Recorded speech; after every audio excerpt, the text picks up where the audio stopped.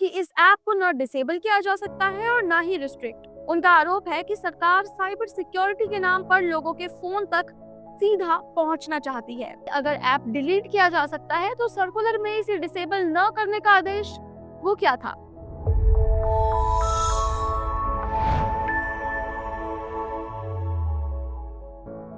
नमस्कार दोस्तों, मैं हूँ यशिता नागपाल और आप देख रहे हैं भारत बाइट्स। आज हम बात कर रहे हैं उस मुद्दे की जिसने पूरे देश में चिंता, बहस और कई गंभीर सवाल खड़े कर दिए हैं। संचार साथी ऐप का अनिवार्य इंस्टॉलेशन। एक तरफ सरकार कहती है कि ये ऑपरेशनल ऐप है जिसे लोग चाहे तो इंस्टॉल करें, चाहे तो नहीं। वहीं दूसरी ओर सरकार के ही आधिकारिक सर्कुलर में साफ लिखा है कि इस ऐप को न डिसेबल किया जा सकता है और ना ही रिस्ट्रिक्ट। तो फिर सच्चाई क्या है? क्या ये सुरक्षा का कदम है या सर्विलेंस का डर? आइए पूरी कहानी समझते हैं। पिछले हफ्ते सरकार ने एक सर्कुलर जारी किया। उस सर्कुलर के अनुसार एप्पल, सैमसंग, शाओमी जैसी तमाम मोबाइल कंपनियों को अगले 90 दिन में अपने हर नए फोन में संचार साथी ऐप प्री इंस्टॉल करना होगा। जी हाँ, सबसे विवादित पॉइंट क्लॉज 7B था, जिसमें लिखा था कि ऐप की फंक्शनैलिटी को ना ही डिसेबल किया जा सकता है और ना ही रिस्ट्रिक्ट। यानी ऐप फोन में रहेगा ही रहेगा और उसके फीचर्स को आप बंद भी नहीं कर पाएंगे। लेकिन जनता का विरोध शुरू होते ही सामने आते हैं टेलीकॉम मिनिस्टर ज्योतिरादित्य और कहते हैं कि चाहे तो ऐप एक्टिवेट करें, नहीं चाहे तो मत करें, चाहे तो डिलीट भी कर सकते हैं, ये पूरी तरह आपकी चॉइस है।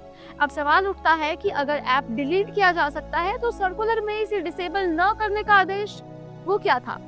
क्या मंत्री को अपने ही मंत्रालय की जानकारी नहीं है या फिर ये बयान सिर्फ पब्लिक आउटरीच को शांत करने के लिए किया गया है? निखिल पावा पूछते हैं कि अगर ऐप ऑप्शनल है तो क्या सर्कुलर वापस लिया गया, क्योंकि क्लॉज 7B अभी भी लागू है। पॉलिटिकल एनालिस्ट राजू पारुलकर कहते हैं कि मौखिक बयान का मूल्य तभी है जब लिखित आदेश वापस लिए जाए। साफ है, सरकार की बात और सरकार के दस्तावेज दोनों अलग अलग कहानियां बता रहे हैं। ऑपोजिशन ने इसे स्नूपिंग ऐप कहा है। जी हाँ, उनका आरोप है कि सरकार साइबर सिक्योरिटी के नाम पर लोगों के फोन तक सीधा पहुंचना चाहती है।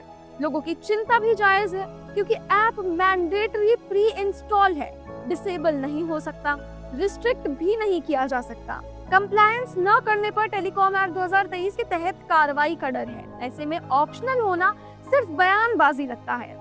रॉयटर्स की रिपोर्ट के अनुसार एप्पल इस आदेश का पालन करने के लिए तैयार नहीं है। जी हाँ, एप्पल का कहना है कि मैंडेटरी गवर्नमेंट ऐप उनकी ग्लोबल प्राइवेसी पॉलिसी के खिलाफ है।